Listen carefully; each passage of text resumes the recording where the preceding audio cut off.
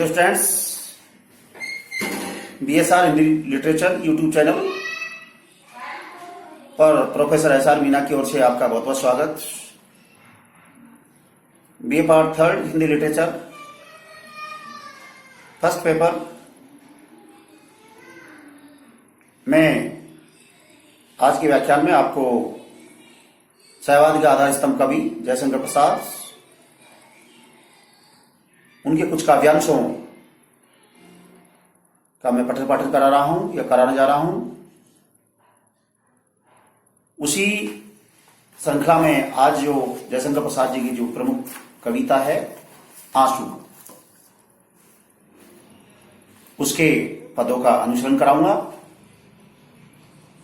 इस कोरोना काल में आपका जो पाठ्यक्रम है वीडियो रिकॉर्डिंग के माध्यम से ही हम लोग सभी आपका पूरा करा रहे हैं और हमें उम्मीद है कि आप हमारे द्वारा जो वीडियो डाले जा रहे हैं उनको आप ध्यान से सुन रहे होंगे और हम इसी उम्मीद के साथ डाल रहे हैं, इसी आशा के साथ डाल रहे हैं कि जिससे कि आपका पाठ्यक्रम समय पर पूरा हो, क्योंकि फिजिकल रूप से क्लासों का लगना तो इस बार कहीं संभव नहीं है, नजर नहीं आ रहा है, इसलिए ही हम इन वीडियो को डाल रहे हैं। अतः आप ध्यान से सुनिएगा। आज जो जयशंकर प्रसाद जी कविता है आंसू, आंसू एक विरह काव्य है। इसमें विरह स्थिति का चित्रण किया जा रहा है। विरही भावों से ओतप्रोत ये कविता है जिसमें साहित्यकार की चित्रात्मकता, बिंबात्मकता साफ साफ नजर आती है। देखिएगा, सुनिएगा। पहले मैं वाचन करूंगा, उसके बाद इनका व्याख्यात्मक शैली में अर्थ स्पष्ट करूंगा। आंसू। इस अरुण कलित हृदय में अब विकल रागनी बजती है, क्यों हाहाकार स्वरों में वेदना असीम गरजती है। मानस सागर के तट पर क्यों लोल लहर की घातें कल कल ध्वनि से कहती हैं कुछ विस्मृत बीती बातें। साहित्यकार इस पद में विरही व्यक्ति की जो भावनाएं हैं उनको इस छोटे से आंसू काव्य के माध्यम से कहना चाहते हैं कि इस अरुण कलित हृदय में, अर्थात अरुण के समान, अरुण मानी लालिमा से युक्त, कलित मानी सुंदर, जो सुंदर हृदय है। जब संयोग अवस्था थी तो यही हृदय प्रफुल्लित हुआ करता था, गदगद हुआ करता था। आज उसी हृदय में जो हृदय अपने संयोग अवस्था के दौरान, अपने प्रियतम के होने के दौरान जो अरुणिमा से युक्त था, लालिमा से युक्त था, मनोहर था, सुंदर था, खिलखिलाता रहता था, प्रफुल्लित हुआ करता था, उसी हृदय में आज अब विकल रागनी बजती हैं। विकल मानी दुख, अर्थात कष्ट रूपी रागनियां बजती रहती है। यानी प्रियतम के वियोग में उसकी स्थिति बड़ी विचित्र बनी हुई है। क्यों हाहाकार स्वरों में वेदना असीम गरजती है, अर्थात वह विरणी आत्मा कहती है कि मेरे अब इस विरह जनित हृदय में एक तरह से हाहाकार से भरे हुए स्वर सुनाई पड़ते हैं और वेदना असीम कष्ट से संबंधित गर्जनात्मक ध्वनियां ही गूंजती रहती हैं। साहित्यकार यहां बड़ी चित्रात्मकता के साथ, बड़ी बिंबात्मकता के साथ अपनी बात को रख रहा है। मानस सागर के तट पर लोल लहर की घाटें।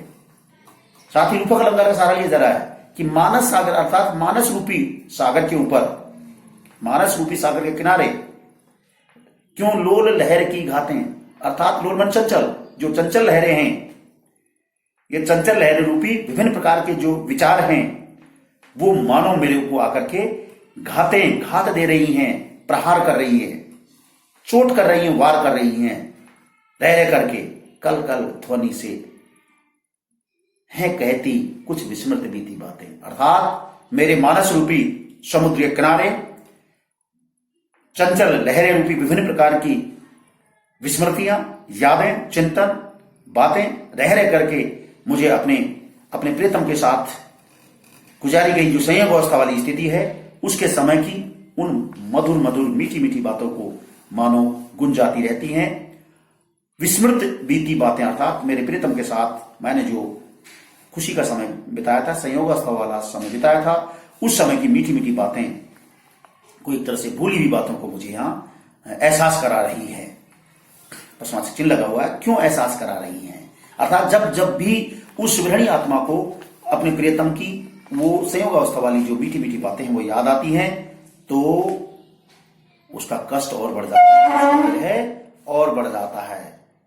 इस प्रकार से विरही भावों को इस पद के माध्यम से साहित्यकार अपने काव्य में बहुत ही अच्छे ढंग से यहाँ कहना चाह रहा है। आती है सुन क्षितिज से क्यों लोट प्रतिध्वनि मेरी। अर्थात वो विरहणी आत्मा कहती है कि मैं अपने प्रियतम तक, क्योंकि मैं अकेली बैठी हुई हूं अपने प्रियतम के वियोग में, अकेले ही अपना समय काट रही हूं, इसलिए इस शून्य क्षितिज, इस शून्य में आसमान के नीचे, क्षितिज माने जहां धरती और आसमान मिलते हैं, उस शून्य में जगह से मेरी ध्वनि जो भी मैं बोलती हूं वो लौट करके वापिस आ जाती है, क्योंकि मेरी उस विरह भरी आवाज को सुनने वाला कोई नहीं है। टकराती बिल खाती सी, टकराती अर्थात एक तरह से मेरी जो आह भरी आवाज है, विरह जनित जो आवाज है, वह उस शून्य में क्षितिज के सामने जाकर के टकराती हैं और बिलखती हुई सी, यहां उपमा अलंकार है, सी यानी समान, अर्थात बिलखने के समान पगली सी देती हैं फेरी, अर्थात पगली या पागलपन की सी स्थिति से गुजरने वाले व्यक्ति की तरह वहीं पग फेरी करती रहती हैं, वहीं मंडराती रहती हैं, वहीं इधर से उधर भटकती रहती हैं। देखिए साहित्यकार की कल्पनात्मकता, बिंबात्मकता, चित्रात्मकता और अलंकारिक शैली। क्यों व्यथित व्योम गंगा सी छिटका कर दोनों छोरे। आगे फिर साहित्यकार यहाँ प्रश्नात्मक शैली में, संवाद शैली में कहना चाहता है, क्यों प्रसन्न है, प्रसन्न कर रही है, अर्थात वह विरहणी आत्मा एक तरह से प्रसन्न कर रही है। क्यों व्यथित व्योम गंगा सी, अर्थात मेरे इस दिल में व्यथित भाव से भरी हुई व्योम गंगा के समान, यहां भी उपमा अलंकार है, व्योम आसमान आकाश गंगा की तरह, व्योम गंगा का तात्पर्य है आकाश गंगा की तरह क्यों व्यथित कर रही है मुझे। छिटका कर दोनों छोरे, अर्थात दोनों छोरों को छिटका करके, दोनों छोरों को छोड़ करके, किनारों को छोड़ करके, चेतना तरंगिनी मेरी, अर्थात चेतना रूपी तरंगिणी मुझे, तरंगिनी मानी नदी, अर्थात चेतना रूपी तरंगिणी मुझे लेती है मृदुल हिलोरे, अर्थात मेरे अंदर, और तरंगिणी का अर्थ एक नाव भी है, अर्थात मेरी चेतना रूपी नौका मुझे मीठे मीठे हिलोरे क्यों दिला रही है, मीठे मीठे झटके क्यों दे रही है, यानी मीठी मीठी अपने प्रियतम से संबंधित यादें क्यों करा रही है। बस गई एक बस्ती है स्मृतियों की इस हृदय में, नक्षत्र लोक फैला है जैसे इस नीले नीले में। आगे वह विरहणी जीवात्मा कहती है कि बस गई है एक बस्ती, कि अब मेरे पास कुछ अवशेष नहीं है, अब तो मेरे हृदय में विरह भावनाओं की एक बस्ती सी,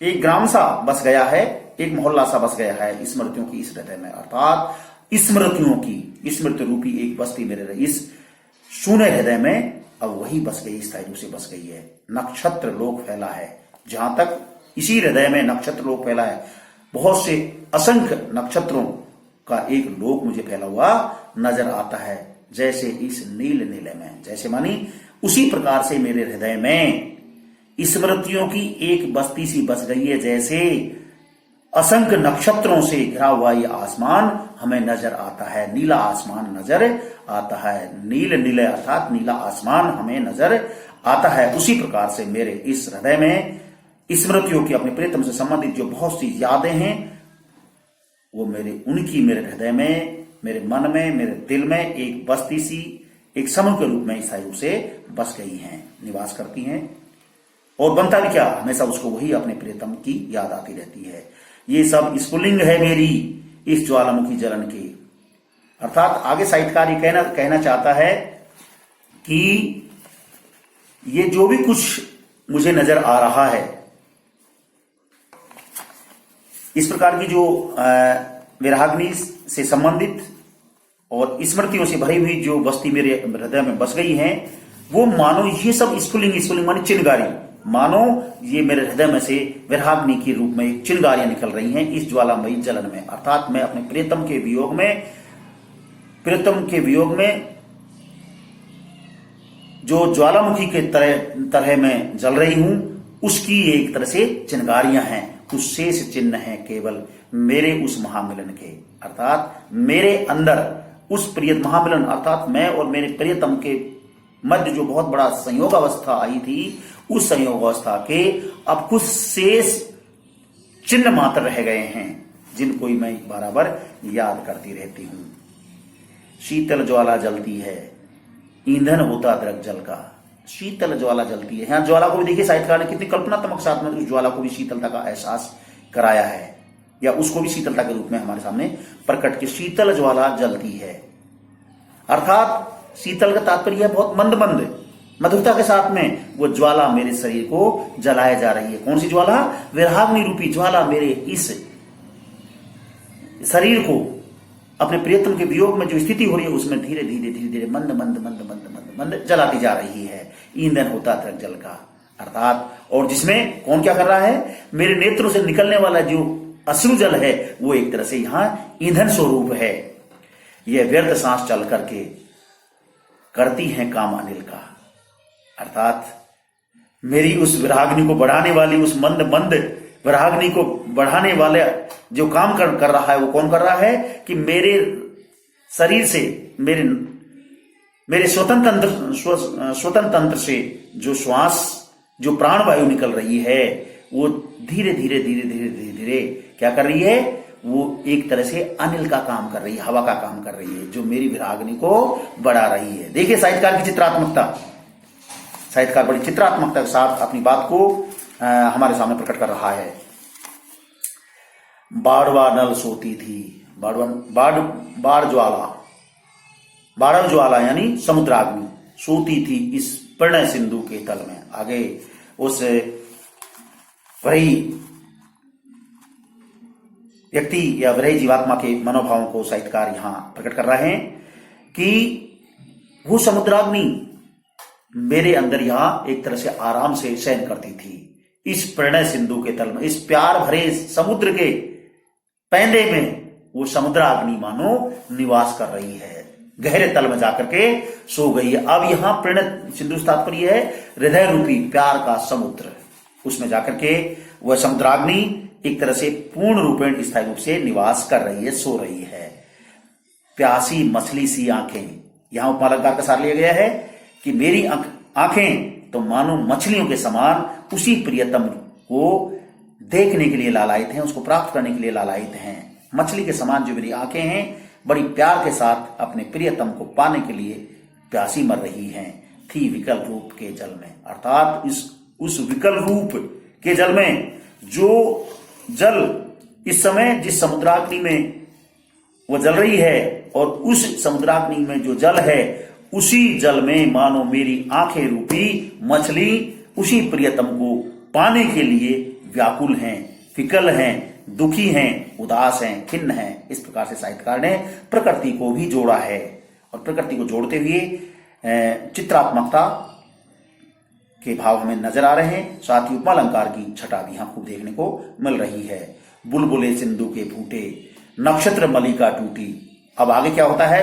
साहित्यकार की देखिए कल्पनात्मकता और बड़ी मनोभावों को सूक्ष्मता के साथ प्रकट करने की जो शैली है, कल्पनात्मकता की जो शैली है, वो इन पदों में हमको देखने मिलती है। क्योंकि जो छायावादी काव्य है उसमें कल्पनात्मकता, चित्रात्मकता और सूक्ष्मता का अध्ययन या सूक्ष्मता के भाव देखने को मिलते हैं। वो सारे भाव इसमें हमें नजर आ रहे हैं। बड़ी सूक्ष्म चीजों का वर्णन किया जा रहा है जो हमें दिखाई भी नहीं देते हैं।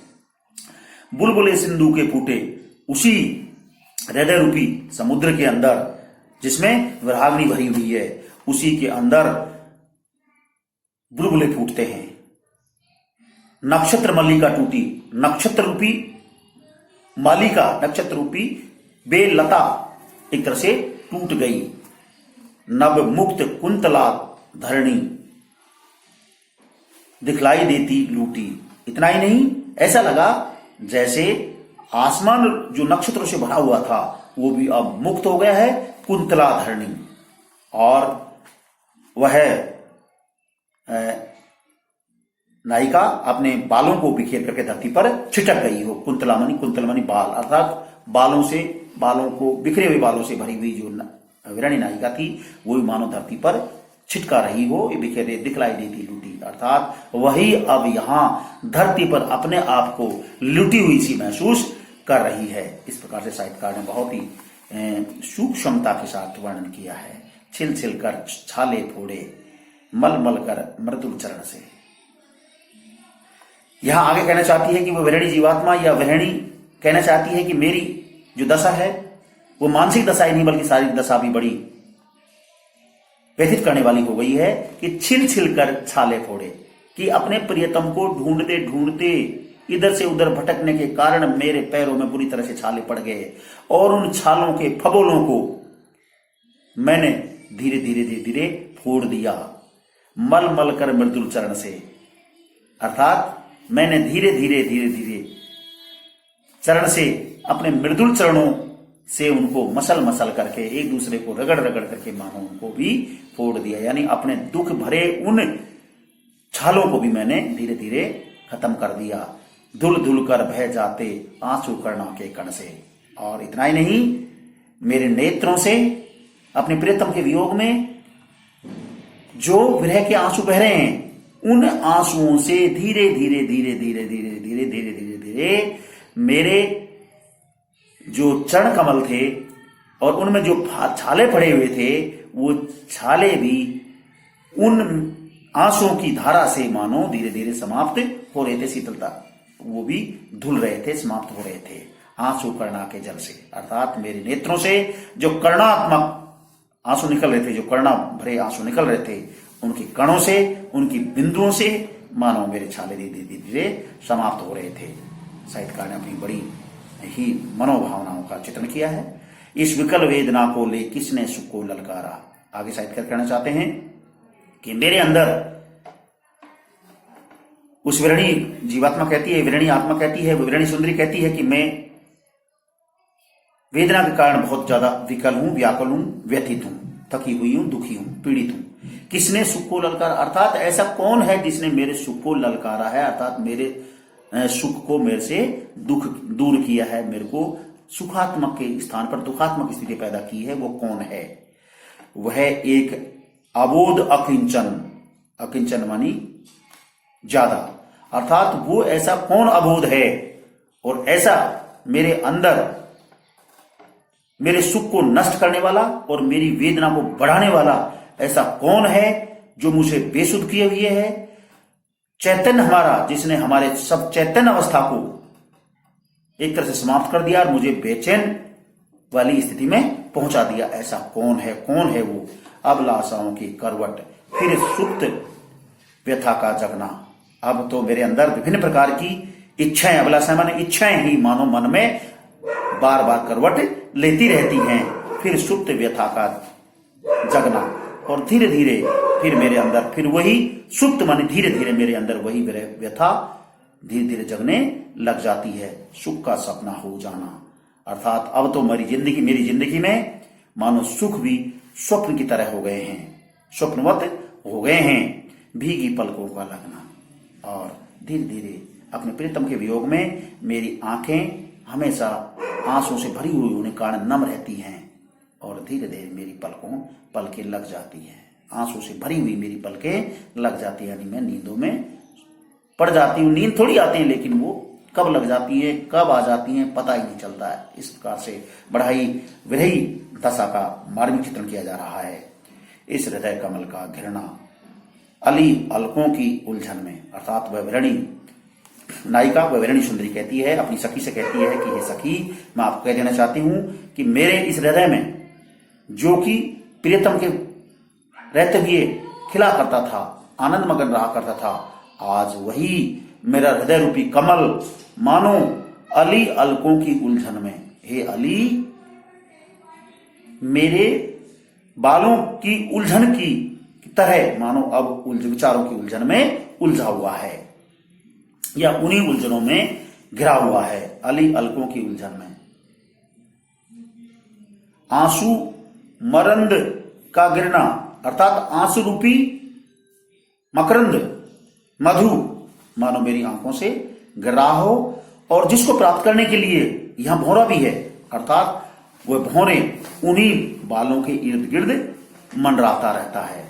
मिलना निश्वास पवन में, और धीरे धीरे मेरी आंखों से निकलने वाले जो आंसू हैं वो मेरे प्राणवायु की जो हवा है उसमें धीरे धीरे वो मिल जाते हैं और मिल करके समाप्त हो जाते हैं। नादक थी मोहमयी, अर्थात आगे वो जीवात्मा, वो सुंदरी अपने प्रियतम के वियोग में जो विरही अवस्था में समय व्यतीत कर रही है, वो कहती है कि उस समय जो आवाज निकल रही थी नादक मानी, अर्थात मेरी जो मोह भरी हुई, प्यार भरी हुई जो आवाज थी वो बड़ी नादमय थी। मन बहलाने को की क्रीड़ा, अर्थात मेरे मन को बहलाने वाली, विभिन्न प्रकार की क्रीड़ाएं करने वाली जैसी महसूस होती है। अब हृदय हिला देती है वह मधुर प्रेम की पीड़ा। अब तो प्यार भरी, वह मधुरता से युक्त प्यार भरी वो मधुरमय जो क्रीड़ाएं हैं वो मेरे हृदय को एक तरह से झकझोर देती हैं, हिला देती हैं। यानी अपने प्रियतम की संयोग अवस्था वाली जो यादें हैं वो रह करके मुझे हिला देती हैं, मुझे झकझोर देती हैं। इस प्रकार से साहित्यकार ने इस पद्य में भी उन्हीं विरही भावों का चित्रण किया है। नेक्स्ट है, आगे देखिएगा। सुख आहत शांत उमंगे, बेगार सांस ढोने में, यह हृदय समाधि बना है, रोती करुणा कोने में। अर्थात वह विरणी आत्मा कहती है, वह सुंदरी कहती है, वह कहती है कि सुख आहत शांत उमंगे, अर्थात अब तो मैं अपने पुराने सुख को याद कर करके एक तरह से आहत हूं और मेरे मन में उठने वाली जो उमंगे हैं वो भी शांत हैं। बेकार सांसें ढोने में, अर्थात अब तो एक तरह से मैं अपनी जिंदगी को इन सांसों को ढोते हुए बेगार सी कर रही हूं। यह हृदय समाधि बना है, अर्थात यह हृदय भी अब तो एक तरह से मेरा समाधि अवस्था में समाधिस्थ हो गया है, समाधि की तरह हो गया है। रोती करुणा कोने में, मैं अपने प्रियतम के वियोग में एक कोने में दुबक करके छुपक करके बिलखती रहती हूं, बिलबलाती रहती हूं, रोती रहती हूं, करुणामय स्थिति में समय गुजार रही हूं। चात तक की चकित पुकार, श्यामा ध्वनि रसल रसीली, अर्थात जिस प्रकार से चातक पक्षी अपनी प्रियतमा को पुकारने के लिए आश्चर्यचकित होकर के पुकार रही हो या पुकार रहा हो, श्यामा ध्वनि सरल रसीली, अर्थात श्यामा मानी रात्रि के समय उसकी ध्वनि बड़ी सरल और रसीली होती है, कृष्णमयी होती है। यह श्यामा का अर्थ कोयल से भी है, श्यामा ध्वनि यानी कोयल की सी उसकी जो मधुर ध्वनि है उसमें वो कूकता रहता है। अर्थात उसी की तरह मैं भी अपने प्रियतम के लिए कूकती रहती हूं। मेरी करुणाद्र कथा की टुकड़ी आंसू से गीली, अर्थात करुणार्द्र अर्थात करुणा से भरी हुई, करुणा से नम भीगी हुई मेरी जो वह कथा है, वह कहानी है, वो मेरे टुकड़ी आंसू से गीली, अर्थात मेरे आंसुओं से निकलने वाली जो अश्रुधारा है उसके टुकड़ों के रूप में गीली हो रही है, या उससे टुकड़े के रूप में गीली हो रही है। अवकाश भला है किसको, सुनने को कर्ण कथा है। इस पद के माध्यम से साहित्यकार जयशंकर प्रसाद जी ये भी कहना चाहते हैं कि आज वर्तमान सामाजिक दशा या वर्तमान समाज का जो स्थिति है उसके ऊपर भी थोड़ा सा हल्का सा व्यंग किया है कि आज किसी के पास दूसरे का दुख समझने, दूर करने का किसी के पास फुर्सत नहीं है। इस पर भी एक थोड़ा सा व्यंग किया है, कटाक्ष किया है इसी विरहात्मक कथा के माध्यम से। तो वह विरणी जीवात्मा कहती है कि अवकाश भला है किसको, अर्थात आज किसको किसी का दुख सुनने की, दुखड़ा सुनने की फुर्सत है, अर्थात किसी के पास किसी के दुख सुनने की फुर्सत नहीं है। सुनने को करुणा कथा है, अर्थात मेरी जो करुणात्मक कथा है, मेरी जो दुख भरी कथा है उसको सुनने की अब किसको पड़ी है, किसके पास फुर्सत है, मुझे तो कहीं नजर ही नहीं आती है। बेसुध जो अपने सुख से, जिनकी है सुप्त कथाएं, अर्थात आज किसी के दुख सुनने की किसी के पास फुर्सत नहीं है। कारण क्या है कि वो अपने सुखों में ही बेसुध हुए पड़े हैं, जिनको है सुप्त व्यथाएं, अर्थात जिनकी जो व्यथाएं हैं वो सुप्त पड़ी हुई हैं। जीवन की जटिल समस्या है बड़ी जटासी कैसी, अर्थात आगे साहित्यकार कहना चाहते हैं कि जीवन है जटिलताओं से भरा हुआ है, समस्याओं से घिरा हुआ है। बड़ी जटासी कैसी, जैसी जटासी यहां से वो बड़ी जटिल समस्याओं के रूप में, जटाओं के समान बढ़ी हुई हैं। कैसी उड़ती है धूल हृदय में, अर्थात बड़ी जटाओं के समान उसके हृदय को उन समस्याओं ने, उन कष्टों ने बुरी तरह से घेर लिया है। और धूल हृदय में किसकी विभूति है ऐसी, अर्थात ऐसी किसकी विभूति है। विभूति मानी एक तरह से यहां भस्म है, राख है। किसकी ऐसी या स्थिति किसकी है जो उसके हृदय को घेरे हुई है। जो घनीभूत पीड़ा थी, मस्तक में स्मृति सी छाया, घनीभूत अर्थात विचारों से घिरी हुई, विभिन्न प्रकार के भावों से घिरी हुई जो पीड़ात्मक स्थिति थी, वो यादें उसके ललाट पर, मस्तिष्क पर मानो स्मृति सी यादों के समान छाई हुई सी नजर आती हैं। यहां चित्रात्मकता भी है, साथ ही अलंकार है। दुर्दिन में आंसू बनकर, दुर्दिन मानी बुरे दिन, अर्थात बुरे दिनों में आंसू बनकर के वो प्रकट हो रही हैं, वह आज बरसने आई हैं। अर्थात बुरे दिनों में आज वही मेरी दुखात्मक स्थिति है, आंसू बनकर के मेरे सामने आज बरसने के लिए आई हुई है। मेरे क्रंदन में बजती क्या वीणा जो सुनते हो, अर्थात मेरे हृदय रूपी वीणा में जो क्रंदन की स्थिति सुनाई पड़ती है, वो चारों तरफ गूंजती है। अर्थात वो कहना चाहती है, वो दुखी आत्मा कहना चाहती है कि मेरे हृदय में जो क्रंदन की, जो आह की, जो कष्ट की, जो पीड़ा की, जो वीणा स्वरूप जो ध्वनि गूंजती है, क्या उसको कोई सुनता है? या मेरी, यानी ये कहना चाहती है, क्या मेरी इस दुखात्मक स्थिति को सुनना चाहता है या कोई सुनता है?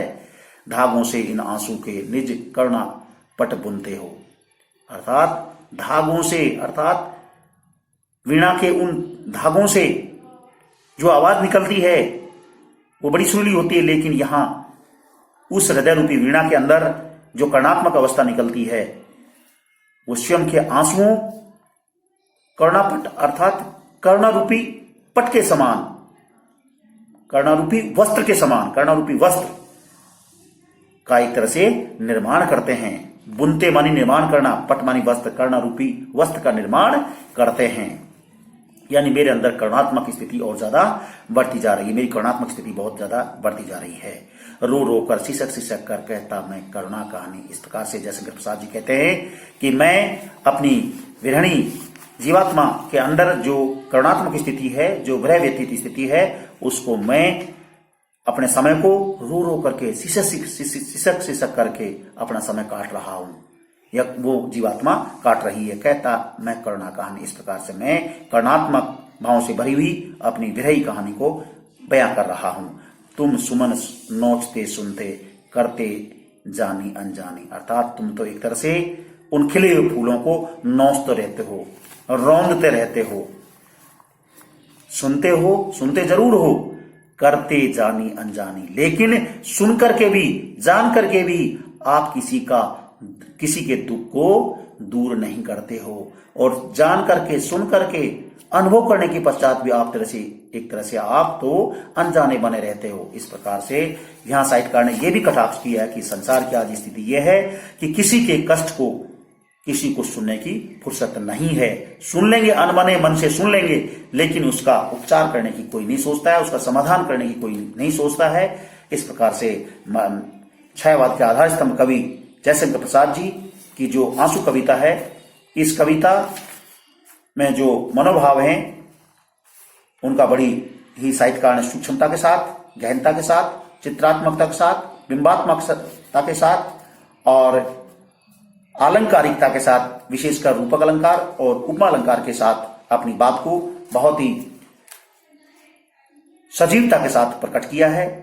और मैंने भी उन्हीं भावों को व्याख्यात्मक शैली में आप तक पहुंचाने का प्रयास किया है। आपसे उम्मीद है कि आप मेरे द्वारा जो वीडियो रिकॉर्डिंग डाली जा रही है इस कविता की या इस व्याख्यान के माध्यम से, उसको आप ध्यान से सुनेंगे। आप सभी को बहुत बहुत धन्यवाद।